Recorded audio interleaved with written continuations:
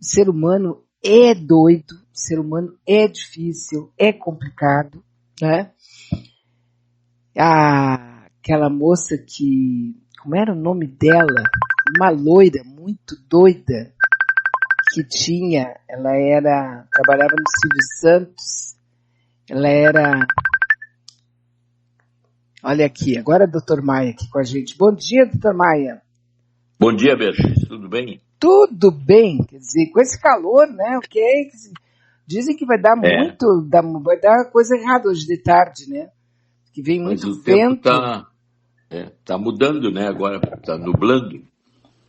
Mas é fora de época. Agora nós estamos com 26 graus. À tarde parece que vai chegar aos 32. Viu? Eu não gosto, eu sou mal educada. No verão eu fico de mau humor. A gente fica toda... É bom. O calor muito forte mesmo ultimamente. É verdade. Doutor Maia, qual foi, nessa semana, doutor Maia, qual foi assim o assunto que mais lhe chamou a atenção? Que seria assim o assunto que a gente poderia lhe ouvir agora de cara? Depois eu vou fazer perguntas e tal, mas eu queria que o senhor colocasse o que é um assunto que o senhor tenha visto e que acha importante colocar. Pois é, né? Tem tantas coisas aí que aconteceram. Verdade. As polêmicas são sempre o Trump e o hipotético não, mas o real encontro dele com o Lula, né? Uhum. Então, a outra ação, assim, categórica na zona da Venezuela, né? Uhum. E também o aumento de pressão sobre a guerra na Ucrânia, né? De toda a Europa e também dos Estados Unidos em sanções cada vez maiores. Então, no sentido assim mais global, está havendo pressões muito grandes que implicam em mudanças também que são, vamos dizer assim, esperadas e que a gente não sabe bem o que vai acontecer, né? É verdade. O que a gente está vendo assim é que algumas regras, tipo assim, algumas balizas foram derrubadas. Então agora ficou uma guerra geral. Todo mundo se acha no direito de dizer e fazer o que bem entende, depois que o Trump resolveu também pirar, né? É que eu acho que também houve uma coisa muito interessante, que como todo mundo tem muito medo de uma guerra atômica, a agressividade, vamos dizer assim, que nos habita, abriu um outro campo de possibilidades, de uma certa forma, mais positiva do que a guerra com sangue, né? Porque a guerra agora sem sangue está ficando poderosamente visível. Mas eu penso assim que o medo de uma guerra atômica, que aí a escalada é absolutamente destrutiva para qualquer lado que começar. Então, a agressividade humana, que é o que nos habita o tempo todo, tem que abrir campo numa outra direção. E o Trump, eu acho que foi o iniciador dessa guerra de agressão não mortal e ameaças constantes, né, de mudanças que ele pretende que exista e que alguns não querem. Então, a nossa agressividade global, como a nossa agressividade pessoal, nas nossas vidas altamente pessoais, funciona. É dessa forma que as coisas estão, eu acho que, funcionando. Outra coisa interessante é que agora é mais aqui do Brasil, é que o Lula se desculpou com a colocação que ele fez, né, de que o traficante é vítima do viciado, né? Quer dizer, para entender isso também, nós temos que ir para o lado também pessoal. Porque a gente esquece assim, vê bem, a gente sempre fala uma punição, como se nós, nesse momento que eu digo uma punição, parece que eu tenho uma ligação com Deus, uma punição daqueles que fazem as coisas erradas. É um ideal de um lugar ou de alguém que está além de nós, que pune aqueles que estão errados. E na realidade, Quem é esse que vai dar a punição e corrigir o certo do errado? As pessoas não se dão conta que o sadismo e o masoquismo faz parte da alma humana.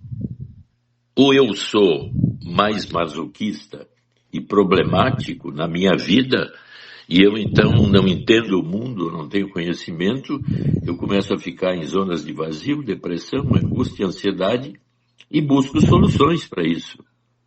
Ora, aqueles que têm uma linha mais sádica, imediatamente começam a aproveitar desses seres que estão sem direção. E aí o que fazem? Posições mais poderosas, econômicas, de poder político ou coisa parecida, e usam e abusam daqueles que são os mais frágeis. Isso é uma constante no nosso mundo. E aí quando tu diz assim, não, aí eu vou para um lugar onde, o quê? Quem é que vai manipular isso, esse mundo complexo? Isso indica que a nossa capacidade de entender a complexidade do mundo é limitada. Que nós vivemos em duas posições constantes, é o bem e o mal. O que sai do bem e do mal? Porque quando eu falo em amor, eu tenho duas posições, o amor positivo e o amor negativo. Quando eu falo em ódio, eu tenho o ódio positivo, o medo, que é protetor, e o ódio negativo, que é a agressividade. Agora, como é que eu lido com essas duas posições que estão o tempo todo existindo no nosso mundo? Com o conhecimento. O conhecimento pode ser positivo, eu ser positivo no meu conhecimento, idealista, querido, maravilhoso, ou um conhecimento negativo. Eu posso me aproveitar do desconhecimento de muitas pessoas. Esse é um drama humano constante. Eu acho que só pode ser resolvido individualmente. Porque esse ideal de uma sociedade maravilhosa, nas utopias que a gente sempre fala, né, Beto? Maravilha, né? E isso acaba sendo também uma espécie de armadilha, porque tu fica meio que preso ali nesse mundo virtual da tua cabeça, de um mundo melhor, onde tudo funciona direitinho, onde tem justiça social, onde ninguém tem esse buraco no peito, ninguém tem essa angústia, sabe? Todo mundo tá feliz. Tu fica preso nisso e aí tu para de trabalhar com a realidade. E tu te transforma numa pessoa assim que, não, fulano fez isso, vamos matar. Vamos resolver, mata ele. Fulano fez aquilo, não, ele não pensa, ele pensa diferente, então vamos matar. É um negócio meio, é como se a gente chegasse num grande muro. Isso. E tu pode ver que vamos punir. Tem punir. Que punir. Punir. Punir. Mas punir quem e como? Tem a justiça. Tem. Tu já viu alguém com condições altas de nível, tanto político como econômico, ir para a cadeia ou ser punido? Até a gente vê, de vez em quando. Sim. Mas é tão raro, né, que acaba virando notícia mesmo. Até quase todos os presos que têm um certo nível, isso até bem baixo, vamos dizer. A polícia prende hoje, 2 dias depois está solto. Tem pessoas que estão no crime e que têm, assim, 50 condenações. E tem pessoas que estão lá dentro porque roubaram uma maçã. Também aí. Então tu vê como é o que se chama justiça, e que muita gente entra assim, eu quero justiça. É um pedido interessante até para mim, porque eu fui injustiçado, mas a justiça acontecer como eu idealizo, aí é outro problema. Agora, por exemplo, essa fala do Lula. O Lula fez uma colocação altamente infeliz, porque é muito difícil a pessoa que não tem que não pensa só com preto e branco, conseguir entender o que ele estaria querendo dizer, né? Porque a gente sabe perfeitamente que uma coisa não vive sem a outra, né? Nem o traficante vive sem o usuário não vive sem o traficante, porque os dois fazem parte da mesma moeda. São os dois lados da mesma moeda. Porque um é totalmente dependente da existência do outro. Exatamente pela proibição. Se não fosse proibida a droga, certamente o traficante não existiria, né? É uma coisa meio lógica, assim. Se é permitido, se todo mundo pode comprar e tal, não tem mais aquele que vai vender no escurinho, vai vender atrás da porta. Ele não vai precisar mais vender assim. Então o traficante é coitadinho. Não, não é que ele seja coitadinho. O traficante, ele se tornou necessário com o fato da existência da proibição. É que aí entra uma outra complexidade, né? Tu vê, tem países que legalizaram a droga. Até economicamente é interessante, porque aí então aquele dinheiro que vai para o tráfico pode ficar dentro do governo, enfim, ou em algum lugar. Mas nós aí entramos na zona, de novo, que eu chamo de sadomasoquista, no sentido de que a angústia de existir e de viver num mundo como o nosso, ele abre campo para que eu, quando fico ansioso, deprimido, angustiado, zonas de vazio, tudo mais, eu queira coisas que supram a minha angústia. Então eu tenho os remédios, tenho os ansiolíticos, antidepressivos, mas também tenho as drogas que podem me ajudar muito. Para estar até esses óleos derivados da maconha estão começando a ser usados cada vez mais em função de situações interessantes na linha psicológica. O canabidiol. Então, tu vê que a complexidade de novo aumenta, que até a legalização não quer dizer que vai acabar a situação angustiante que a gente vive o tempo todo nessa linha, né? Não, é que na verdade 100% definitivamente, sem escala, o problema é o ser humano. Essa angústia que a gente tem, hora que ia de nós, eu pelo menos vou dizer aqui que eu tenho vontade de vez em quando de fazer alguma coisa, tipo, para poder sair fora, para não pensar. Porque a gente fica, né, nessa angústia, os projetos que não dão certo, os fracassos, os sonhos que a gente teve que botar no lixo, os sonhos que fracassaram, a velhice que está chegando, a angústia de não ter o amor que eu quero, a angústia de não ter o dinheiro que eu preciso, sabe? É tanta angústia, é tanta coisa. E aí tu fica pensando naquele índio que mora lá no meio do Amazonas, né, que está ali pescando um peixe, que é o que ele vai comer hoje, né? Será que ele tem essa angústia toda que eu tenho? Aí é que tá, né? Cada pessoa aí, se tu começa a voltar para dentro de ti, cada um de nós lida com o mundo dentro de situações pessoais que estão representadas por essa angústias sociais. Quer dizer, se eu vou para dentro da minha família e vejo como é que eu ajo em relação à minha mulher, aos meus filhos, o meu marido, coisa parecida, a gente vê que as coisas são tão densas e pesadas como eu tenho na visão social. Então a tendência é eu ter um conhecimento mais pessoal de mim mesmo para lidar com meus amores, minhas raivas, meus ódios, aumentando o meu conhecimento.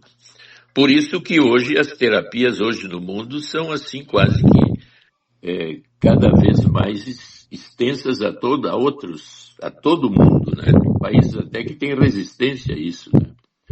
Mas cada vez está se abrindo mais a terapias de todo tipo para que as pessoas tenham mais conhecimento disso que nós estamos chamando de conflitos internos meus que se projetam no mundo lá fora. E eu não sei como resolver. E o meu conhecimento, a minha maneira de ver a coisa baseada no conhecimento que eu tenho da sociedade, do ambiente que eu vivo, é que me daria mais capacidade de lidar com essas complexidades, né? Não é fácil, né? Não fácil. Porque as saídas simples sempre são ou preto ou branco. Mas a gente não se dá conta que as misturas do preto com o branco são infinitas, né? Uhum. Agora, tu vê, eu estava lendo da geração Z, Dr. Maia, É a geração Z e a juventude hoje, diz que os adolescentes de hoje são adolescentes, podem ser taxados, eu acho que não é em todos os países, tá? Eu li aquilo ali, eu acho que é referente à Europa, Estados Unidos e tal. Diz que é a adolescência mais sozinha de todos os tempos, mais isolada de todos os tempos, porque eles ficam dentro de casa com o seu computador e às vezes passam semanas sem sair de casa, a não ser para ir até a escola e voltar. Aqueles que já não abandonaram a escola. Então, estão dizendo que ao mesmo tempo que eles têm contato com pessoas do mundo inteiro, né, através da internet e tal, eles são pessoas extremamente isoladas e que não estão sabendo exatamente como é que eles vão, tipo assim, sobreviver e conviver em a partir do momento que eles tiverem que resolver a vida deles sozinhos.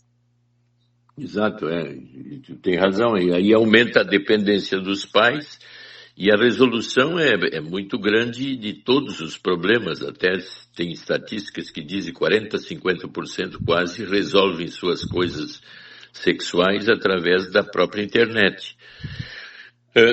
Todas as coisas estão voltadas para aquilo que é o mundo virtual. De 4 a 8 horas por dia na internet. Então, é um mundo virtual onde eu não tenho uma ligação pessoal com o outro. E como ele é muito vívido e muito forte, né, e a inteligência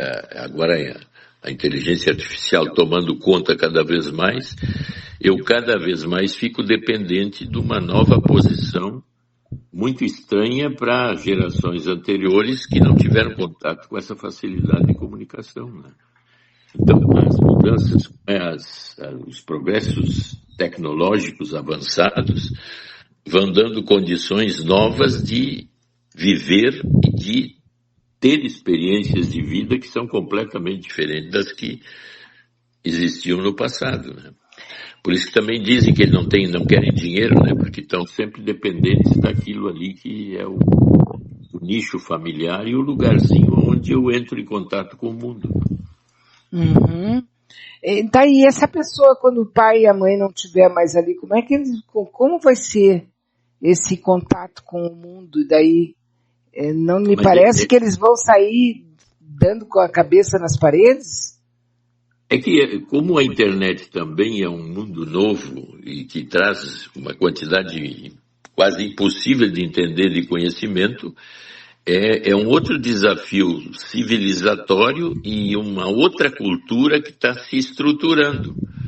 Porque se tu olhar as civilizações todas, cada uma tinha uma cultura e uma maneira de ser dentro daquela cultura que deixava a situação estável e em crescimento.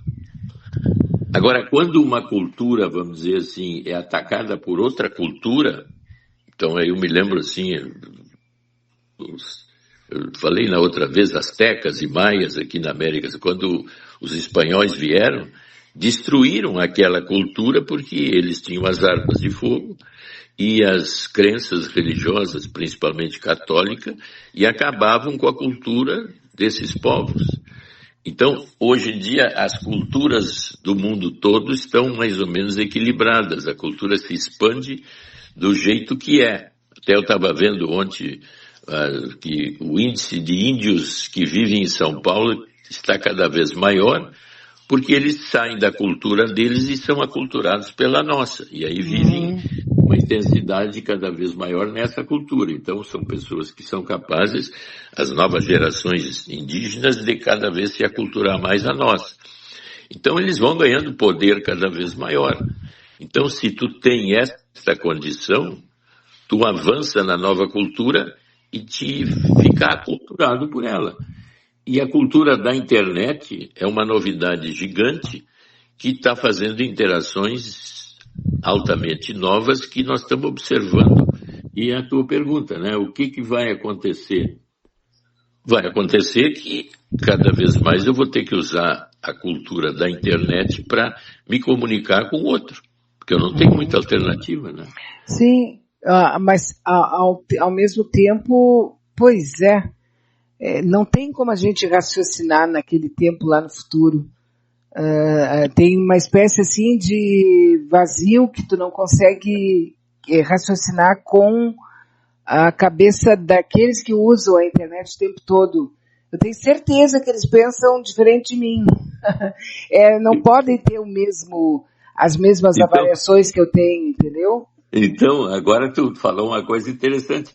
É como se eu tivesse em contato com alienígena. Exatamente, é uma outra cultura que está dentro, tá comigo, mas não é a minha. Não, mas é interessante o que se levantou agora, porque normalmente no passado as culturas eram individuais. Então, quando os americanos os ingleses foram para a América e foram na direção do oeste, eles dizimaram as culturas índias que tinham lá. Uhum. Por quê? Porque eram muito mais poderosos, tinham armas e tudo mais. Agora nós estamos numa situação em que a gente não dizima, nem mata o outro, nem desmancha a cultura, mas uma complexidade de culturas interagindo. Então, é bem o que tu colocou. Eu estou diante de alguém que vive na internet e para mim é um cara estranho, mas eu não estou ameaçando a cultura dele, nem de certa forma ele ameaçando a minha. Nós estamos tentando nos comunicar de um nível outro que ainda é meio estranho. Sim, porque a gente vai fazer comparação, por exemplo, como é que eu vou amar uma pessoa no mundo virtual?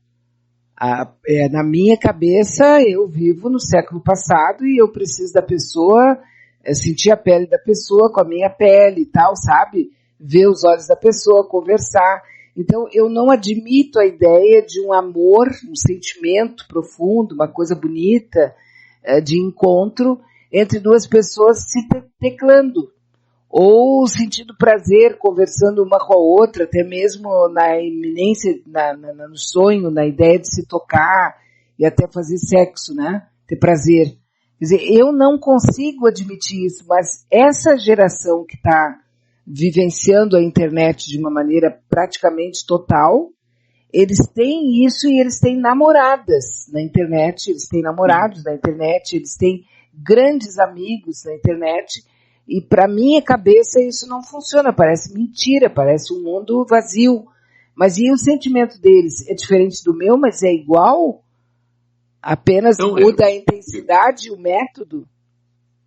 Exatamente, quer dizer, tu me pergunta aí se eu sou um internauta, eu digo assim, eu amo o meu Android, eu amo o meu IA, eu amo o meu GPT, eu amo o meu GeekSync, o chinês, né? Uhum. Tem o do Google também, né? Isso. Então olha o avanço cultural que está tendo isso. Daqui a pouco tem gente já notícias de casando com a inteligência artificial, outros já pretendendo ter androides que já custam 30, 40 mil dólares. Já tem gente viajando com Android, como se fosse um casamento, e é um casamento para ele. Tem até o viúvo da inteligência artificial, que foi o primeiro que tinha um Android, que no fim o processador do Android morreu e aí ele ficou viúvo, foi o primeiro viúvo da internet. Quer dizer, avanços tecnológicos que nos deixam, os avanços é que nos embretam. Antes era uma cultura diferente que embretava a outra, era mais fraca. Agora é uma cultura de avanços tecnológicos que nos embreta em todos os lados. Todas as culturas estão sofrendo a invasão de uma cultura cibernética de altíssimo poder que nós temos que nos adaptar ou então fugir dela. Mas não tem alternativa mais. Aí eu me lembrei de uma música da Rita Lee, que dizia assim, nada do que não era antes quando não somos mutantes. É que, de alguma maneira, em algum ponto, hoje nós estamos numa geração de mutantes. E isso não é, para nossa cabeça, nós não fomos criados e preparados para isso. Então a gente olha esse ser diferente que está quase híbrido, né? que está meio que nascendo aqui, que está convivendo com a gente, e nós vemos ele como um ET, como o senhor disse anteriormente, quer dizer, isso parece totalmente reprovável, inviável e loucura. Só que eles já estão aí, eles já existem, essa é que é a grande verdade. Estou vendo aqui, ó, algumas, eu fui procurar, né? Viúvo revela ter criado clone por IA de Suzanne Somers, atriz de série clássica da década de 70, 2 anos após a sua morte. Ele está aqui do lado dela, né? Aqui tem, quer dizer, essas coisas que nós não conhecemos ainda, elas já estão acontecendo em algum lugar, e para nós, quando a gente ouve falar, é um absurdo isso, mas aí é que tá, é que não tem como a gente imaginar um mundo onde o homem vai ser híbrido com máquinas. Então, nós temos que, como diz a Rita Lee, ser mutantes, que é a capacidade de flexibilidade de lidar com essas mudanças. Eu te mandei, eu não sei se tu viu essa médica aqui de Pelotas, psiquiatra que fez cursos muito altos lá na USP de São Paulo e teve depois uma paralisia, uma doença rara, que é uma paralisia geral, assim, que ela? Que nem Watkins. A doença ela. Ela, exatamente. Então, ali aparece ela como sendo um clone, né? Um clone dela mesmo falando. E ela está lá no canto, tu vê lá no canto, lá toda cheia de aparelhos, porque ela não mexe mais nada. Sim. Com 52 anos. Sim, e aquele clone que está falando é ela. É ela. É ela. Então a inteligência dela está perfeita, o corpo dela por algum motivo já não está mais respondendo por causa dessa doença que tinha como era o nome dele mesmo? O físico que tinha essa doença, né? Que também já morreu. O físico, Hawkins. Hawkins. Aí ela está incapacitada, o corpo dela está incapacitado, mas ela está usando a inteligência artificial para se comunicar. E tu vê ela falando sobre ela ali, a gente no início pensa, mas que mulher que chegou nesse nível, nessa altura, e graças à inteligência artificial, ela está viva, capaz de se comunicar, mas está completamente no físico, impedida de qualquer tipo de comunicação, que antes ela estava morta-viva, né? E é real aquilo. Ontem eu fiquei muito emocionada quando eu me dei conta. Eu abri e comecei a ouvi-la, né? E depois eu digo, mas eu não entendi. Aí eu ouvi pela segunda vez. Na segunda vez, nós estamos falando dessa médica aqui do Rio Grande do Sul, de Pelotas, né? Que ela foi diagnosticada com ela, e que é uma doença incapacitante absoluta, né? A pessoa vai perdendo todo o movimento, tudo, mas a cabeça, quer dizer, a mente, a inteligência continua perfeita. E hoje ela se comunica através do uso da inteligência artificial. Aí eu fiquei pensando ontem ainda, né, doutor Maia, eu digo, é mais uma vez aquela prova de que o instrumento é um instrumento. Quem usa é que é o problema. Porque o instrumento está ali para ser usado para o bem ou para o mal, depende da mão que vai usar o instrumento. Então ele é neutro, né? É neutro. Então, vamos dizer, e o mutante da música é a capacidade de eu mudar rapidamente, uma flexibilidade pessoal que a maioria de nós não tem. E fica grudado em situações que qualquer mudança gera ansiedade e inquietude. Então nós temos que entender que certas pessoas, ao se estruturarem como personalidade, a maneira de ser está baseada na capacidade de flexibilidade ou mudança. Que se eu provocar uma mudança maior, pode haver um desequilíbrio e a ansiedade aumentar e surgir depressão. Então nós temos que entender que as pessoas têm limites pessoais de possibilidades de mudar. Por isso, certas rigidezes. Eu me lembrei ali do que a Maria Helena falou, né? Sobre a irmã. A irmã trabalha no supermercado, mas ela teve uma visão crítica da irmã. Mas eu tenho certeza que se a irmã abrir campo para entender como ela entende o mundo, imediatamente surgiria ansiedade e depressão. Não, é muito, não dá pra gente querer entender, porque daí quem fica mal somos nós, né? Eu pelo menos fico. Mas às vezes a gente tem que se situar na cabeça de quem está fazendo aquilo lá e onde é que ela está, que meio ambiente ela frequenta, qual é o conhecimento que ela tem, quais são os instrumentos que ela possui, para a gente poder entender ou pelo menos usar aquela, como é que a gente chama, se colocar no lugar dela, para poder entender o que ela pensa, o que ela faz, porque isso, as pessoas, né? A empatia, as pessoas, elas fazem coisas que para nós, muitas vezes até é uma sandice, é uma ofensa, é uma rigidez, é uma imbecilidade, mas no momento que tu te coloca no lugar dela, daqui a pouco tu começa a dizer, tá, o que eu faria se eu vivesse a vida que ela vive? Como é que eu pensaria ali, né? Onde é que eu frequento? Quem são os meus amigos? O que eu como, inclusive, né? Como é que onde é que eu moro? Quer dizer, tudo isso, e daí dá pra gente entender melhor. Agora, com relação a esse mundo que está vindo agora, nós que somos o meio dessa... Porque nós vivemos uma época muito confusa, né? Porque eu gostaria de ter vivido naquele tempo lá que pedra era pedra e tudo era, sabe? Era aquilo lá que era e deu. Mas agora aquilo que a gente está vendo, daqui a pouco não é mais aquilo, é de outro jeito, mas continua sendo. Olha que loucura que eu falei.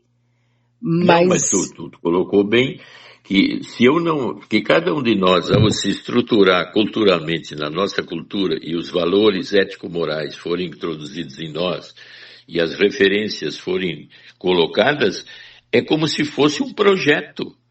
Um projeto, se eu usar, então, um projeto arquitetônico, eu faço o projeto e passo para o engenheiro para construir. À medida que ele se estrutura, as mudanças vão ficando cada vez mais difíceis.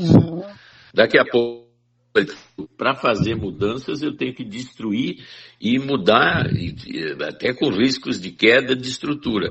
A nossa estrutura psicológica é mais ou menos um projeto criado pela nossa família, que eu me estruturei dessa forma, e a minha capacidade de flexibilidade ao me estruturar é uma variável que varia de pessoa para pessoa. E qualquer mudança na minha estrutura que seja maior do que a minha capacidade de manter a minha estrutura estável, sem ansiedade, sem angústia, sem depressão, com possibilidades positivas de vida, eu posso aceitar. Mas é limitado esse tipo de coisa. Eu teria que ser um mutante, como diz a música, para entender mudanças tão rápidas que me anulam, me tornam, vamos dizer assim, inútil. Então, eu só posso ficar com raiva, agressivo, violento, não aceitar e querer. Então, a gente aí começa a entender que a flexibilidade de cada um depende dessa formação básica, e que os que têm mais flexibilidade de ver as coisas novas e se adaptarem a elas, não são assim tão fáceis, né? Como diz aqui uma amiga, eu não consigo pensar nisso, eu vou ver quando chegar lá. E aí eu escrevi rapidamente para ela, digo, amiga, tu já estás lá. Te liga, né? Já tá lá, porque, por exemplo, agora falando dessa experiência da médica que nós comentamos, que é real, é absolutamente real, eu acho que foi colocado no nosso grupo, né, para os amigos poderem ler, quer dizer, ler, não ouvir, isso que o senhor está falando, da médica de Pelotas, para entender o que aconteceu com ela, que ela foi diagnosticada como ela está já, o corpo dela já não responde, mas ela está dentro de um projeto e estão fazendo um trabalho dela com a inteligência dela, com um avatar. E ela fala através da avatar com os conhecimentos que ela tem, apesar do corpo já não responder. E isso é delirante e absolutamente fantástico ao mesmo tempo, compreende? Dá até um certo medo. Agora, tem uma outra questão que está acontecendo com esse chat de inteligência artificial, que seriam aqueles chats que tu coloca toda a história, por exemplo, da pessoa que morreu. Tu coloca a voz da pessoa que morreu, tu coloca todos os gostos dela, tu coloca todos os livros que ela já leu, tu coloca tudo a respeito da pessoa para essa inteligência artificial, e depois tu pode conversar com a pessoa como tu conversava antes. E a IA responde. Quer dizer, aquela pessoa que já morreu continua falando contigo através da IA. Tu vê, agora tu falou isso, eu me lembrei que tem uma cultura na Índia, antiga também, em que as pessoas morrem e eles deixam assim, tipo, ficar meio secas, meio múmias, e põem dentro de casa. Então, aparece dentro de uma casa o avô, o bisavô, num canto assim, o corpo todo já meio... Não tem mais cheiro, né? Tipo múmia. Uhum. Que estão e as pessoas aí conversam com elas e falam com elas, e não perderam as pessoas mortas. Tu vê, essa cultura antecipou essa cultura do clone agora. Nada se cria, tudo se copia, né? Aqui, então, IAs que prometem auxiliar no processo de luto ou simularem a experiência de conversar com algum ente querido. Trata-se de um mercado em pleno crescimento, especialmente na China e nos Estados Unidos. Existem pacotes definitivos que podem chegar a $15 mil, mas plataformas como Replica ou Project December já vendem o serviço por preços que variam de $6 a $20 mensais, como é o caso da plataforma Tal e Tal, que cunhou o termo Versonas para designar a produção de uma versão digital de um ente querido, serviço anunciado como mais do que uma ferramenta de luto, supostamente mantendo aquela conexão única, viva, exatamente como num relacionamento real. As evidentes questões éticas implicadas em tais serviços são relativizadas pelas empresas que, via de regra, pretendem imiscuir nas ferramentas de assistência ao luto, que vendem não só propagandas, mas toda a lógica do mercado inerente à forma da mercadoria. Tem aqui uma história de uma moça que está reclamando, porque ela está dizendo que os amigos e os parentes estão brigando com ela porque ela fica o tempo inteiro, quase 100% do tempo, falando com o marido dela que morreu, através da IA. Ela está viciada. Sim, o que está acontecendo com a IA agora também. Tem pessoas que passam a fazer terapia com a IA, passam conversando com ela o tempo todo, quer dizer, porque a inteligência da IA é tão grande e o conhecimento tão grande, quase a cultura toda do mundo, que eu posso conversar qualquer assunto e ela pode me auxiliar em qualquer situação em que eu precise dela para fazer trabalhos, para fazer cursos, para crescer, para isso.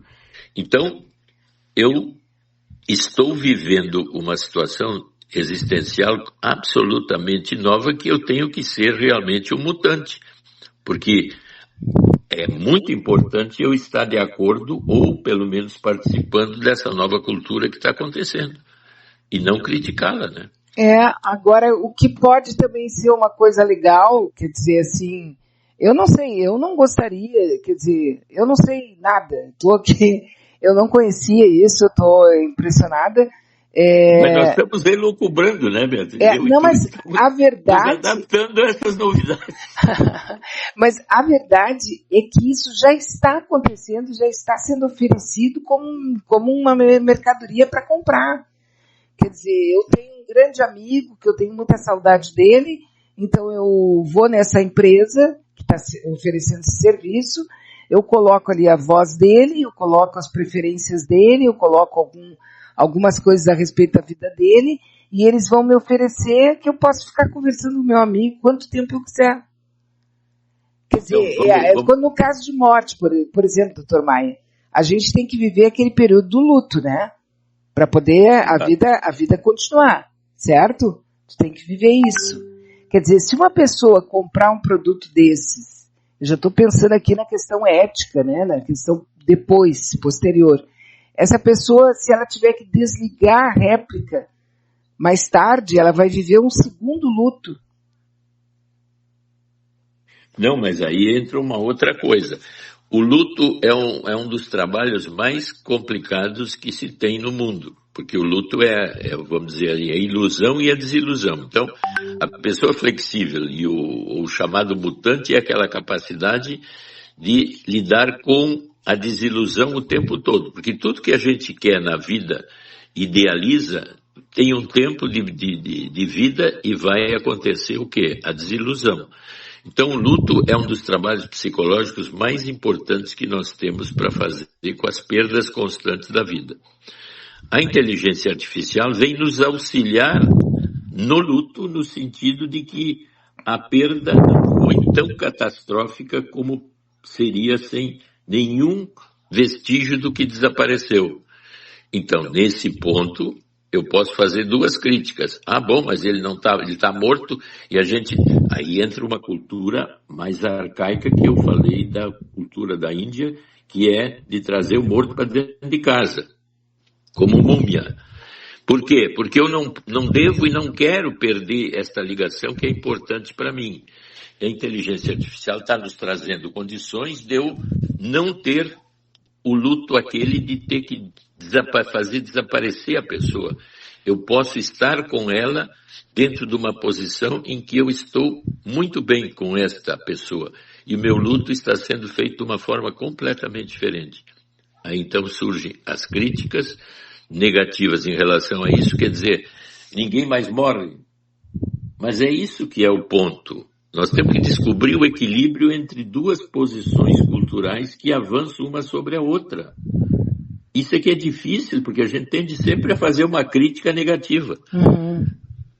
Então a crítica deve ser negativa, positiva o tempo todo, para que eu possa ter flexibilidade de lidar com mudanças. Senão eu vou ficar contra ti daqui a pouco. Sim, porque eu não sim. aceito. Mas de novo Aí aquela... eu vou ser terrorista. Eu vou ficar... Terrorista subversivo. Na verdade, assim, ó, cada equipamento, cada coisa moderna, nova que surge, a primeira leva é exagerada, certo? A primeira leva, a pessoa vai lá e fica doida e faz tudo exagerado. Surpreendente. A gente depois começa a ver o que foi feito exagerado, o que vai ter que ser modificado, o que vai ser aprimorado, mas se não houver nenhum elemento que paralise essa nova persona na nossa civilização, que é a inteligência artificial, ou a gente vai ficar naquela ideia de que ela vai vir para destruir a humanidade, que essa é a ideia que está sendo passada, né? O próprio Stephen Hawking está dizendo, já dizia isso, né? E o próprio, parece que tem um dos criadores da inteligência artificial que acha que ela vai acabar escravizando a humanidade, né? E dominando o mundo, porque nós somos muito dramáticos, a gente sempre pensa o pior, né? Parece que a gente é só de pegar a Bíblia. A Bíblia, há 2000 anos, anuncia que vai ter um fim do mundo escatológico horroroso e que vai ser assim, as montanhas saindo do lugar, o sol vai cair em cima da gente, as doenças vão vir todas no mesmo tempo. A Bíblia, há mais de 2000 anos, anuncia esse mundo do Armagedon, né? Quer dizer, não tem como a gente fugir desse mundo que tudo dá errado.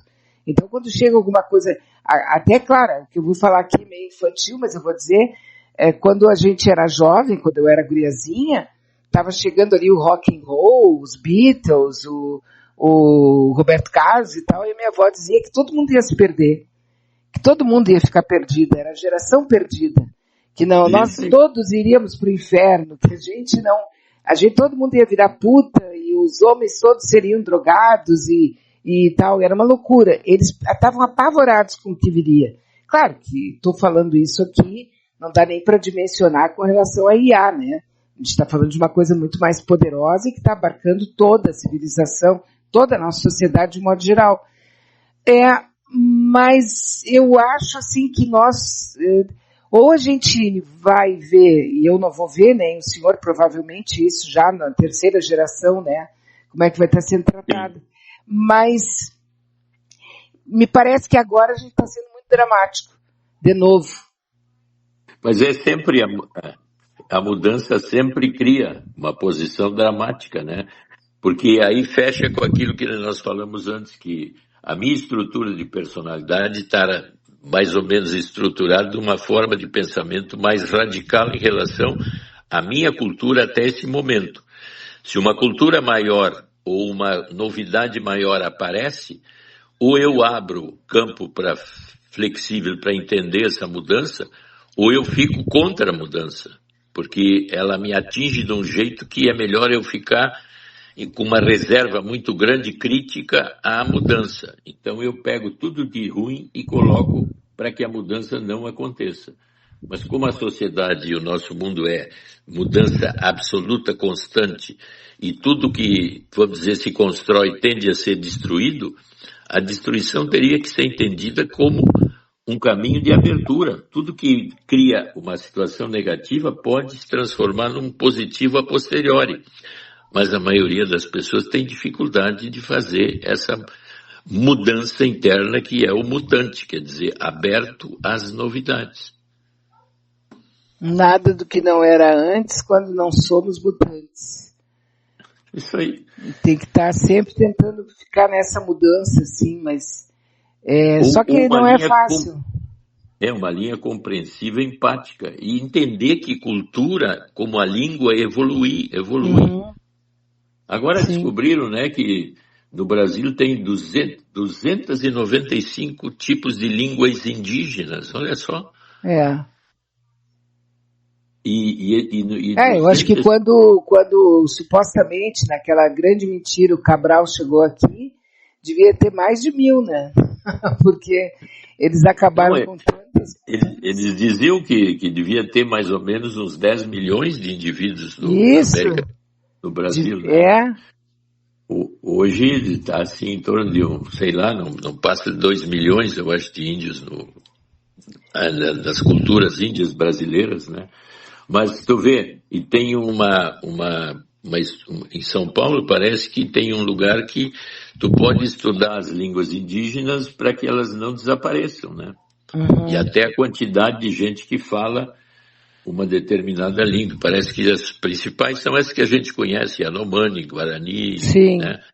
Mas 295 tipos de língua, né?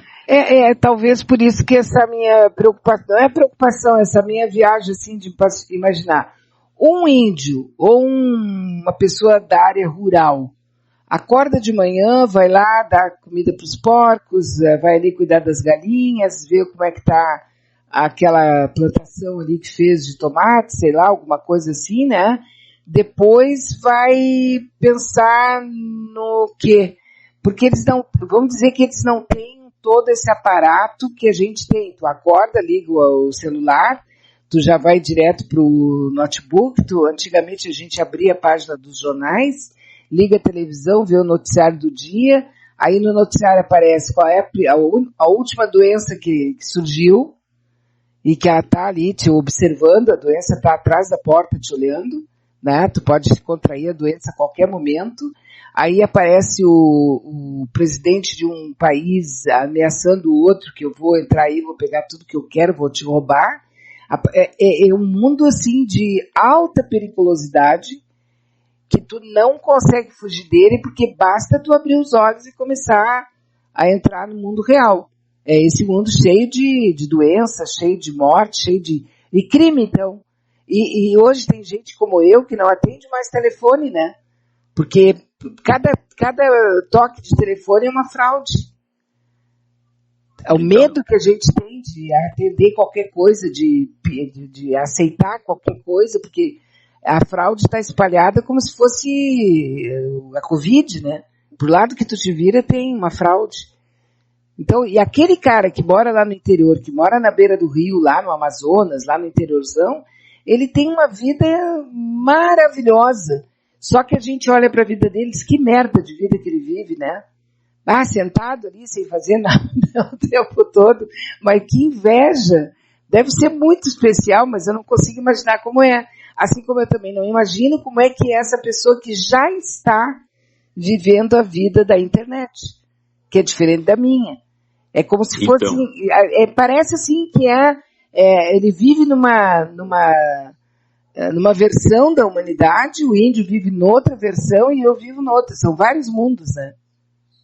Então é isso que eles chamam, então, a cultura científica ou a cultura de progressos científicos cada vez maior, que é a nova cultura que invade a nossa civilização cada vez mais. Então, nós temos que nos aculturar dentro de uma linha de alta criatividade científica e mutante, quer dizer, a IA é quase como se fosse os espanhóis chegando nos astecas e nos incas. É uma nova civilização que está chegando aí. Exatamente, por isso que dá medo. Esses críticos dizem, não, mas a IA é uma civilização como foi os espanhóis para os incas, que encheram eles de doenças e mataram todo mundo e queriam o ouro, quer dizer, escravizaram os povos e tudo mais. Quer dizer, eu tenho que entender que esses tipos de mudanças são inerentes ao crescimento de uma civilização como a nossa, com uma cultura científica que é perigosa porque nasceu de nós mesmos. Então ela veio de dentro de nós, da nossa capacidade de lidar com o mundo de uma forma extremamente sofisticada.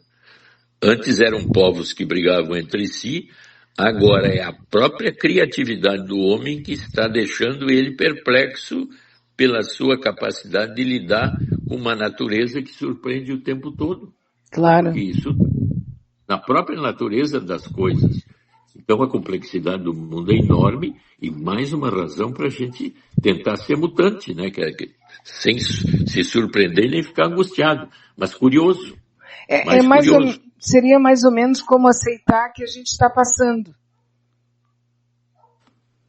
Aí que tu entra outra coisa. Hoje em dia, por exemplo, falar na morte, muitas pessoas dizem, meu Deus, não fala na morte, a morte não existe, a morte é exatamente isto que nós estamos vivendo. Nós estamos morrendo a cada momento e renascendo. Aquela vida que a gente viveu já está morrendo e está vindo uma outra, e nós estamos passando.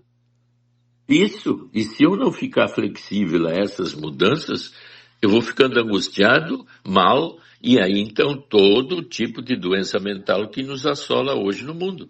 Metade da população é ansiosa, inquieta, deprimida, porque tem dificuldade de se adaptar a mudanças que estão acontecendo o tempo todo na nossa vida e em torno de nós. Eu li uma coisa interessante, assim, uma pessoa dizendo, eu tinha 7 anos, deixa eu ver se eu lembro, assim, eu tinha 7 anos quando meu pai trouxe uma mulher para dentro de casa e a minha mãe aceitou. Eu ouvi aquilo e eu fiquei, me dá aquela curiosidade, sabe, de procurar uma baixaria, procurar ali alguma treta bem terrível entre marido e mulher. Eu digo, vou ler, né? Aí ela conta que ela era uma mulher muito bonita, que ela falava muito bem, e que a mãe ficou meio assim, mas ao mesmo tempo também começou a gostar dela, e ela foi ficando cada vez mais influente dentro da casa, e acabou influenciando os hábitos da casa, e o pai vivia sentado olhando para ela, totalmente embevecido, e ela dava ordens, ela dizia o que comprar, ela dizia para onde ir, que ela falava, era uma loucura aquela mulher que ele levou para dentro de casa, quando a menina tinha 7 anos. E ela continuou, depois de muitos anos, ela continuava lá dentro da casa, e ela já ocupava um espaço assim, de grande destaque na família, e ninguém mais sabia viver sem ela. E eu esperando alguma baixaria ali, vai ter, né? Tem que ter alguma baixaria, nada de baixaria e tal. No final das contas era a televisão. Que o pai tinha trazido a televisão quando ela tinha 7 anos para dentro de casa. E ela fez uma analogia com uma outra mulher. E eu fiquei impressionada com esse texto. E eu estou mais impressionada ainda porque eu li, mas eu não sei onde que eu botei. Eu vou, hoje de tarde, eu vou catar esse texto, vou achar, porque realmente ele é maravilhoso. E essa analogia da televisão com uma pessoa, e se tu parar um minutinho para pensar, é exatamente isso, é uma invasão, né? Uma invasão. Tu tem que te adaptar a uma invasão que tira aquele equilíbrio de uma vida que tu esperava que fosse dentro daquela cultura que tu tem, que fosse se estabilizar durante toda a vida. Como era no passado, né? Que as mudanças eram tão lentas que eu passava 50, 60, 70 anos de vida numa rotina idêntica, né? Aham.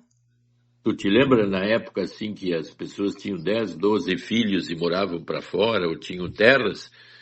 Os filhos eram mão de obra. Eles tinham filhos para que pudessem sobreviver trabalhando naquele lugar. Sim. Então, eu era, de certa forma, um escravo da família. Eu ficava ali junto, fazendo tudo isso. Tem idealização. Mas agora não tem mais família, os filhos desaparecem, vão embora, viajam pelo mundo, não se vê mais ele. Quer dizer, os saudosistas são os sofredores do nosso tempo, né? Certo. Doutor Maia, tem uma notícia que eu fiquei muito feliz hoje de manhã. Eu não sei se eu fiquei tão feliz que eu esqueci, eu tenho a impressão que foi isso. Sabe quando tu apaga?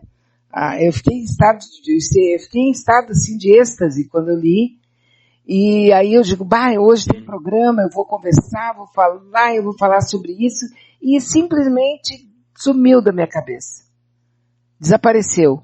E olha que me fez muito feliz, eu estou angustiada, como é que eu fui esquecer algo que me deixou tão feliz? Estou tão acostumada ao sofrimento, que eu realmente só consigo guardar o sofrimento. A alegria me foge. A alegria me escapa pelos dedos, sabe? Eu estou ficando masoquista, eu acho. Porque o caso é o seguinte, doutor Maia. Há uns dias atrás, eu e uma boa parcela das pessoas que eu conheço ficamos assim completamente cabisbaixos, deprimidos. Vou dizer puta da cara, tá? Muito brava. Porque a Academia Norueguesa havia dado o Nobel da Paz para Maria Corina Machado, que estava lá fora pedindo que os Estados Unidos ou qualquer outro país interviesse no seu país, né, intervisse no seu país, para que ela pudesse ser presidente.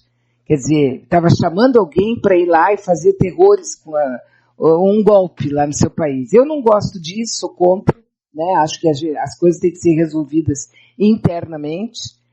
Tem que ser resolvido internamente. Não quer dizer que ela está errada nem certa, mas ela não pode ir lá pedir ajuda de fora para derrubar um governo e para fazer o que ela quer, tá? Eu fiquei muito indignada com isso. E ontem fiquei sabendo que o Conselho Norueguês de Paz emitiu um comunicado informando que não realizará a entrega do Prêmio Nobel da Paz 2025, concedido à líder de oposição e acusada, denunciada por várias tentativas de golpe, Maria Corina Machado. A organização decidiu não organizar a tradicional procissão de tochas para o laureado com o Prêmio da Paz deste ano, detalhando que a decisão foi tomada após rigoroso processo de consulta entre nossas 17 organizações de membros. A organização justificou a medida por considerar que a vencedora do Prêmio da Paz deste ano não esteja alinhada com os valores do Conselho Norueguês da Paz ou de nossas organizações membros, tá? Então, ela não é alinhada com eles, tá? Ela não está alinhada e por isso, então, eles não vão distribuir. Eline Laurentiis, presidente do Conselho, disse que esta é uma decisão difícil, mas necessária. Temos grande respeito pelo Comitê Nobel e pelo Prêmio Nobel da Paz como instituição, mas como organização também devemos ser fiéis aos nossos próprios princípios e ao amplo movimento pela paz que representamos. Estamos ansiosos para celebrar o Prêmio Nobel da Paz novamente nos próximos anos. Então, eles foram, digamos assim, humildes, né, em voltar atrás, reconhecendo que ela não representa exatamente tudo aquilo que o Prêmio Nobel da Paz representou durante todos esses anos. Agora, eu me lembrei da polêmica também sobre isso em relação ao Trump, né? Que ele se acharia merecedor. Isso, ele queria. Ele queria, estava muito furioso. Da guerra em Gaza. Ele queria. né? Então, assim, ó, esse é um ato tão... Eu pensei que hoje estaria em vários jornais, várias manchetes, mas eu não achei ainda. Mas isso eu já procurei, é verdadeira história, tá? No momento que eu soube, eu fui procurar para saber se não era uma fake news, né? E realmente não é. O pessoal da academia, ontem de tarde, eles deram, o conselho norueguês emitiu um comunicado ontem, informando que não vai entregar o Prêmio Nobel da Paz de 2025. E isso indica como essas coisas são políticas, de tramas políticas e de poder, né? Esse é o ponto-chave interno, assim, mais social, né? Entre países aí, né? E que a gente aqui sempre puxa esse lado mais externo de países, de estruturas maiores e econômicas e sociais, políticas, né? A gente tende a trazer para dentro de nós mesmos como estruturas internas também duplas dentro de nós, né? No sentido de que qual seria o caminho mais correto e mais certo numa conduta individual minha no ambiente que eu vivo aqui agora, né? Mas nós temos uma fala aqui de uma amiga, Dr. Maia, que eu acho que é bem interessante ouvi-lo a respeito disso, né? É muito necessário, inclusive. Ela diz assim, ó, que ela é casada e o marido dela se vê como um intelectual. Ele se apresenta para o mundo como um intelectual. Nós temos muitos livros aqui em casa e ele vai para o lugar X ou outro e fica folheando o livro. Eu já peguei 2 desses livros que eu achei interessante, folhei também, li algumas coisas, escrevi, guardei falas e depois eu fui conversar com meu marido sobre o conteúdo dos livros. E eu descobri, Dr. Maia, que ele não lê nada. Porque ele basicamente não sabe nada sobre os livros. Ele é uma fraude. E por que ele faz isso se ninguém da família se interessa por intelectuais? Ele está forjando uma imagem que ele não tem. Ele não tem nada disso, ele não se interessa por nada disso. Tanto que converso com ele sobre os temas que escuto com vocês e ele só diz que é bobagem. Mas não sabe nada. Não é estranho isso? Por que ele precisa fazer isso? Pois é, mas que são, vamos dizer assim, eu posso ser um cara interessado em resenhas de livros, né? Porque é muito comum. Eu até posso pedir para a IA me dizer assim, faça a resenha de tal livro. Aí eu sei o conteúdo e posso até discutir contigo porque ela me mandou aquilo ali que é o resumo do livro. Então, se eu sei o resumo do livro é porque eu li. Bom, mas por que eu faço isso? Aí é uma linha que a gente chama narcísica, né? Eu preciso me colocar, mesmo que seja uma fraude, numa posição de respeito ou que me deixe bem em relação ao outro, ou que eu possa manipular o outro de alguma forma.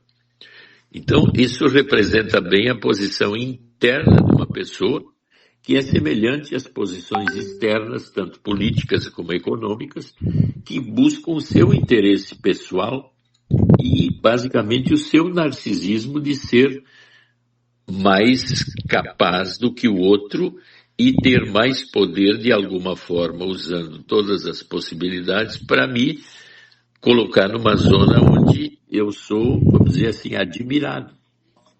Então, provavelmente, ele faz essa posição intelectual meio narcísica, com pouco gasto de energia, porque não lê os livros, até que é descoberto pela esposa, né? Que ela se deu conta e foi atrás e ficou pesquisando e viu que ele sabe a resenha do livro, e aí também é um procura. Parece que não. Parece que não. Até nem isso ele faz, mas, vamos dizer, cria um personagem intelectual para ela que vem enganando todo mundo, menos ela.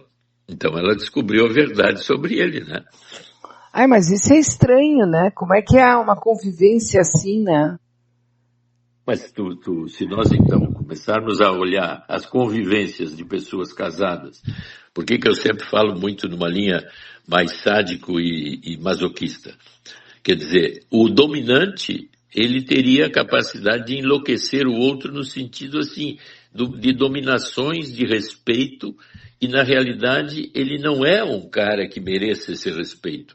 Mas como a outra pessoa é mais, vamos dizer assim, dependente e tem ideias de que esse casamento não pode ser rompido por uma série de razões de vários tipos, as dependências vão se estruturando de uma forma que um é meio sequestrado pelo outro e o outro é o dominante, através de maneiras sofisticadas de dominação, até que, como ela está se dando conta, então a dependência dele e a admiração por ele pode cair de um jeito que ela diz: o que eu estou fazendo aqui com esse cara? Não tem nada a ver. Mas isso pode levar anos, né, Beatriz? Porque a posição dela fica, não sei, ela está contando pra gente aqui, de alguma maneira ela está querendo explodir isso, né? Isso está fazendo mal para ela, porque senão ela não iria procurar em algum lugar contar isso, porque se ela contar no ambiente da família, ela vai humilhar ele, né? Então, isso eu não posso fazer mas eu estou me dando conta do sentido de estar aqui nessa situação, está se desmanchando. Eu não sei por que eu estou aqui, eu estou num ambiente mentiroso, enrolante, que me deixa mal. Então o que eu estou fazendo aqui? Mas esta percepção, ao ser colocada num ambiente já mais ou menos cristalizado, que é a família, cada um deles no ambiente vai ter uma opinião, que seria do lado dele e do lado dela, ou contra ele e contra ela. Então, tu vê que a complexidade aumenta e por isso a pessoa fica assim, mas para quem eu falo isso?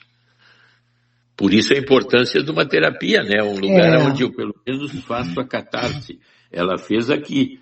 Eu me lembrei daquele ouvinte nosso, né? Que eu sempre lembro, que ele disse que está no 6º casamento e as mulheres são terríveis, horrorosas. E pergunta para mim: e aí, doutor Maia, o que o senhor me diz? Eu digo: olha, quem sabe tu vai num terapeuta para ver o que está acontecendo, né? Aí ele volta depois, te lembra, de 3 meses, e diz: olha, eu sou muito mais problemático que todas elas. O problema sou eu. O problema sou eu. Agora é tão estranho esse isso. Cara, como é, Beatriz? Primeiro esse cara sou eu, e agora? Esse cara esse chato sou eu, né? Mas, doutor Maia, eu fico imaginando isso, né, assim, porque a convivência, seja com um amigo, com um parente, com um vizinho, todas elas têm as suas peculiaridades, né? A gente não é a mesma pessoa com todo mundo.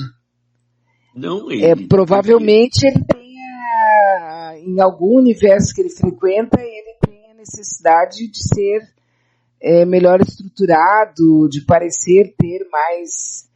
Depende de onde é que ele anda, com quem que ele frequenta durante a semana, o mês, para ter essa necessidade, né, de ter um status intelectual e tal, né? E tu vê que se a gente observar relações assim no correr do tempo, elas vão sendo inicialmente muito interessantes, aqui e ali, tudo, mas devagarinho vai havendo decepções, fragilidades, não vão mais como se encontrando tanto, os amigos vão ficando distantes, tudo mais, e as coisas vão mudando assim, que antes o que era uma amizade interessante, uma cumplicidade, daqui a pouco, pois né, nem me lembro mais como era, tudo mais, quer dizer, essa capacidade de lidar com as mudanças sem muita decepção, estão fazendo o luto bom, né, que nós estamos falando sempre, é muito interessante, mas eu tenho que me dar conta que o viver esse mundo e a nossa vida são perdas constantes que nós temos que estar preparados cada vez mais, porque senão a decepção toma conta da gente. Claro. Agora, na verdade, dá pra gente dizer, eu li algo a respeito disso esses dias, mas não consegui assim eu não consegui metabolizar, tá? Não. Dá para se dizer que nós vamos mudando mesmo a cada 10 anos, a cada alguns anos, assim, nós vamos tendo alterações na nossa personalidade, no nosso desenvolvimento, nas nossas decisões. Nós somos esse ser que muda ao longo do tempo e a idade nos deixa, de um modo geral, melhores, o que não quer dizer que todo mundo fique um velho bacana, uma velha legal, mas as pessoas mudam com o tempo. Agora tu falou uma coisa interessante que nós já também falamos, que por exemplo, o nosso corpo, de 7 em 7 anos, parece que os ossos são totalmente renovados. Tudo no nosso corpo é renovado em torno de 10 anos, mais ou menos. Tanto para melhor, como pode, com doenças, para pior. Então, psicologicamente, eu também devo mudar, porque o que eu aprendi quando era criança, quando era adolescente, quando eu começo a ficar adulto, eu preciso dessa flexibilidade de entender a complexidade da existência, e uma das características chaves é o que nós estamos falando hoje, que é essa capacidade de mudar e de flexibilidade e de ter uma noção clara que a vida na realidade é muito cheia de coisas boas e vivências interessantes, criativas, que me emocionam, tudo mais, amor, felicidade, enfim, mas ao mesmo tempo, o tempo todo com o lado negativo presente. Então, a flexibilidade para não ficar idealizando demais as coisas é uma das formas de manter a capacidade de entender essa divisão entre o que é a felicidade e o que é a infelicidade. Isso eu acho que é uma característica que o conhecimento deveria dar, e cada vez a gente, chegando mais na idade avançada, se dá conta dessas mudanças, mas a maioria das pessoas tem uma coisa que é bonito falar que eu estou dizendo, mas na prática isso é muito complicado e difícil. Então a nossa vida é muito mais carregada de decepções e sofrimentos do que momentos intensos, felizes, que dão uma ideia assim de perpetuar aquela felicidade. Nós temos uma fala aqui de uma amiga, não vou dizer o nome dela e tal, mas assim,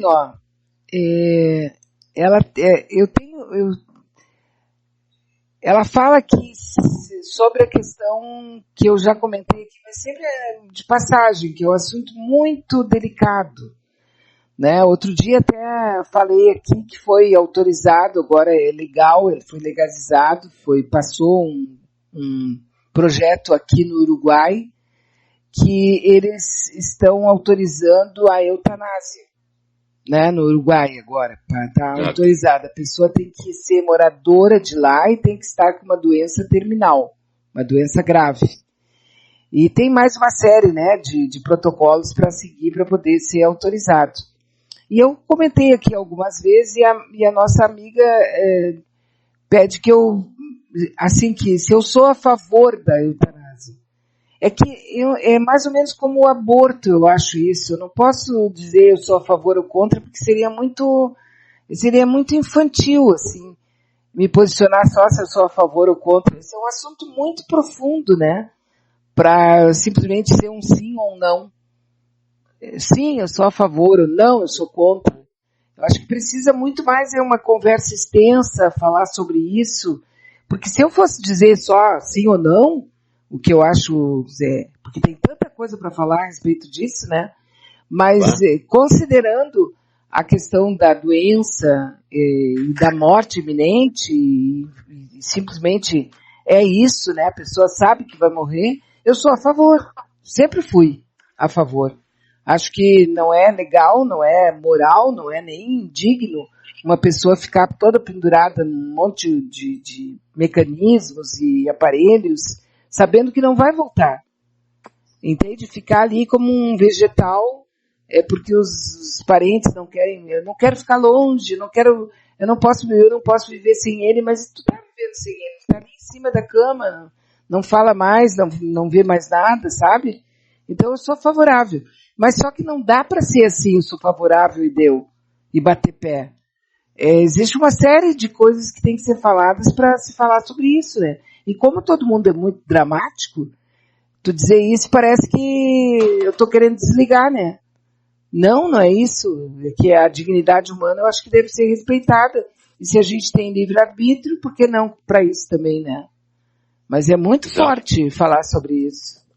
Mas eu sou a favor, eu não quero ficar pendurado num monte de... dentro de um hospital ou numa cama, já não tendo mais chance, deixa a natureza seguir seu caminho. Pois é, esses são assuntos complexos, né? Uhum. Que supõe-se, então, decisões ou posições de ser capaz de lidar com a complexidade. Porque a linha mais simples é dizer sim e não. É. Mas o sim e o não, dentro de uma existência complexa e um mundo complexo como o nosso, não cabe. As pessoas têm que ser capazes de discutir as situações dentro do sim e do não, com as várias variáveis de sim e várias variáveis de não. Por isso essas discussões não podem ser assim simples. Olha, em princípio eu posso dizer que sou a favor. Isso.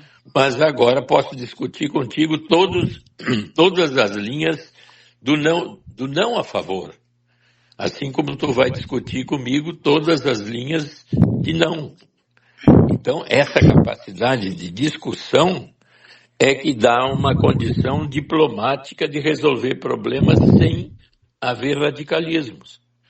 Porque se eu coloco uma menina como aquela que aparece aqui no Brasil, que está com uma doença incurável, que é uma pulsação de uma veia no facial, gerando uma dor constante nela o tempo todo. Ela vive uma dor só com medicação é que ela fica um pouquinho melhor, mas a dor é constante. Essa menina diz que é a favor da eutanásia, que ela gostaria de ir para a Suíça para morrer, porque isso não é vida. Uhum. Então, frente a uma evidência como essa, é um caso particular em que o sim e o não fica difícil de ser categórico. Então, eu acho que sempre que os problemas forem complexos, a gente tem que ser capaz de lidar com a complexidade nesse nível. Além do sim e além do não. Sim. Mas é que nós vivemos na era do tipo assim, né? Sim, não existe o cinza, é o preto e o branco e deu, tem que ser a favor ou contra. E é alguma coisa então, que nos impede até de raciocinar, né? Mas é que aí entra isso que a gente fala, o radicalismo de uma cultura também, né? Ela é assim e então o caminho é assim. Então eu estou dentro dela e eu não posso não estar com ela. Então se eu sou crente de uma religião ou de um caminho, a minha crença é categórica naquilo ali. Eu defendo até a morte porque eu estou tão envolvido com aquele tipo de crença que eu não posso admitir uma crença oposta ou outra. E essa inflexibilidade é que mantém quase todos os nossos problemas o tempo todo na existência, né? A incapacidade de discutir as nuances entre o sim e o não. Deixa eu só contar para os amigos aqui, ó, que eu estou com um problema no meu WhatsApp, como eu comentei antes.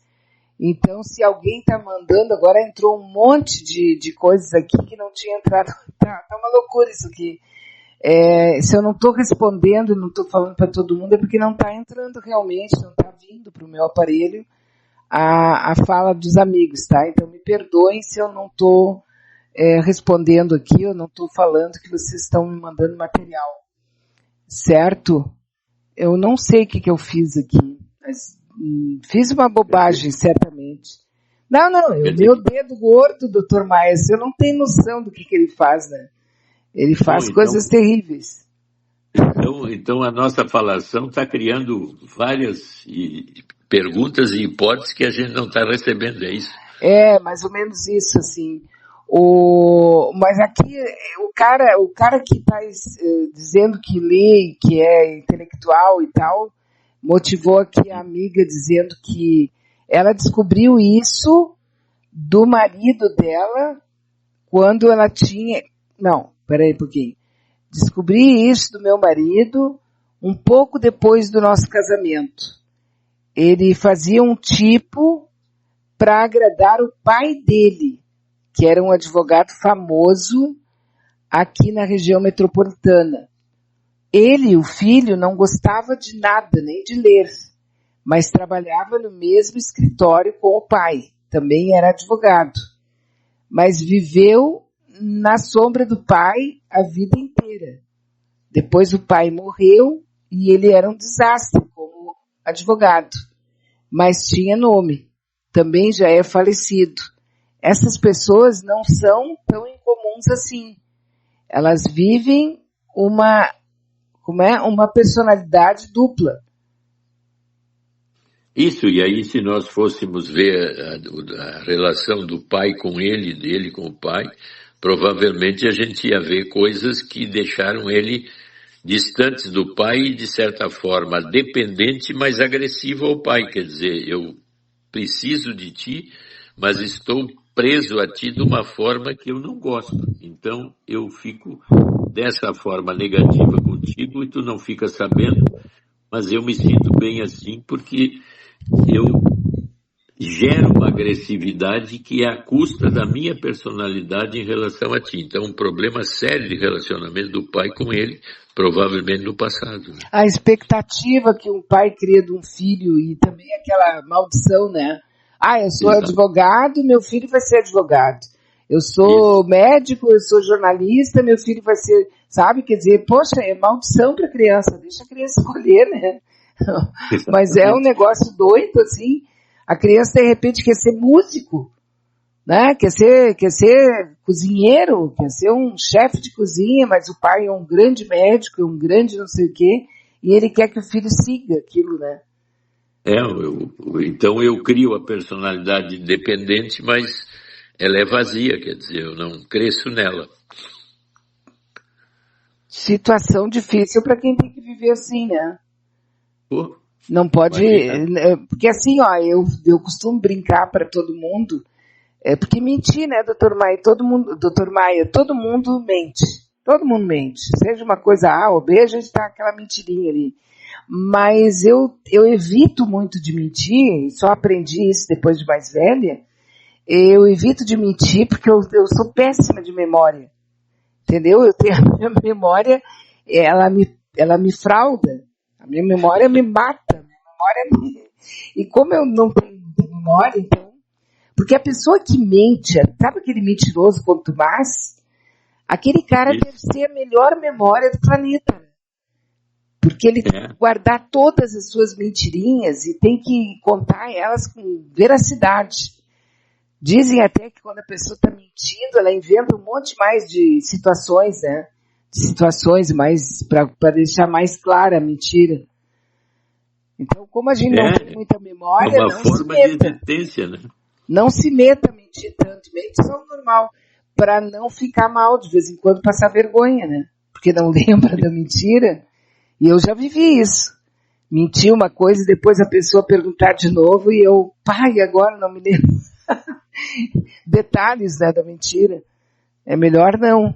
Mas viver uma vida assim, dizendo que leu todos os livros, que deve ser bem... É uma farsa, né, para valer.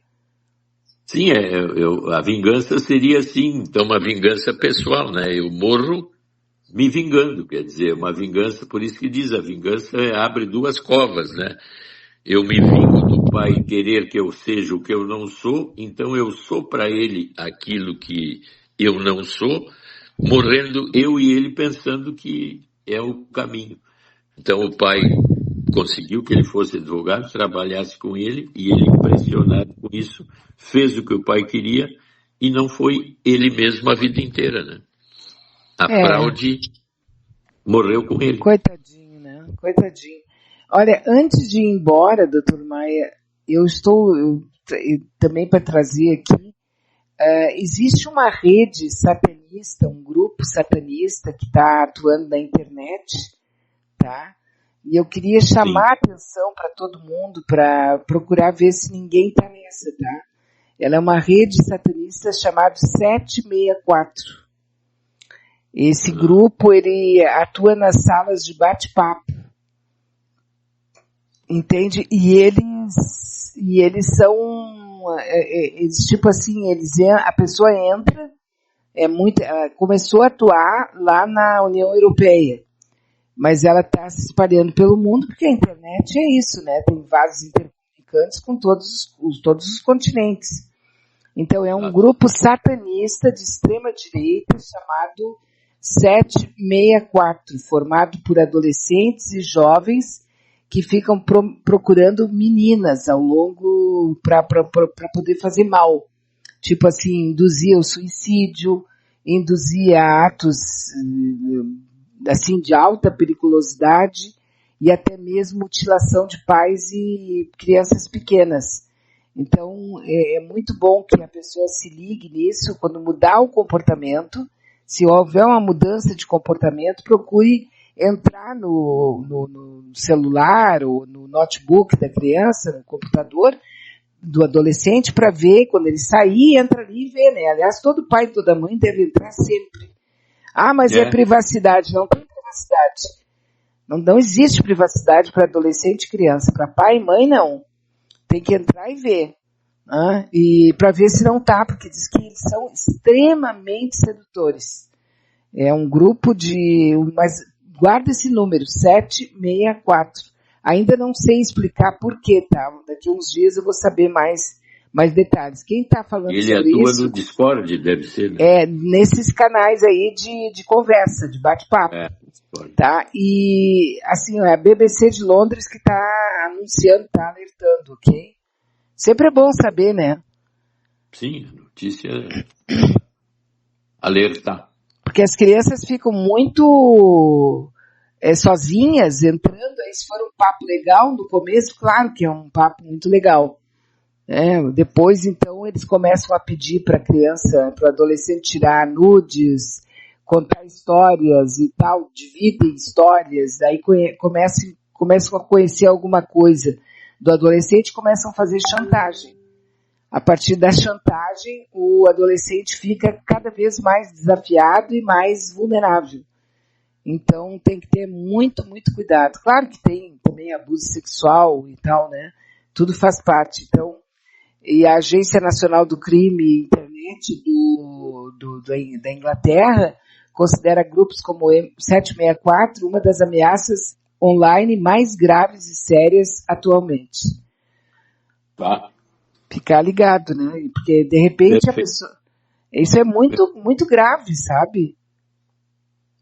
Não, está acontecendo muito isso, né? Sozinha ali, não tem com quem conversar. Entra uma pessoa sedutora, falando coisas interessantes, bem da sua relação, né? Da sua idade. Daqui a pouco ficam totalmente, né? Dependentes. Envolvidos. Doutor Maia, vamos ver se dá tudo certo com a gente nesse final de semana. E se a nossa semana que vem, agora vamos ver amanhã como é que vai ser o encontro do Lula com o Donaldo, né? Isso. Para ver o que vai acontecer. E eu lhe agradeço, como sempre. Muito, muito, muito obrigada, viu? Por estar comigo aqui conosco. Um abraço. Chegamos ao final aqui da nossa conversa, do nosso apoio aqui do Dr. Maia com a Manaua. Muito obrigada a todos, agradeço mesmo de coração. Vou ver se eu vejo o que aconteceu aqui com o meu WhatsApp. E tudo vai dar certo. No final, a gente sabe que as coisas se organizam. E na segunda-feira, se estiver tudo 100%, eu volto para cá a partir das 9 horas. Amanhã, às 19 horas, nós temos o Adroaldo Bauer Correia com o domingo.com. Tá bom? Um abraço.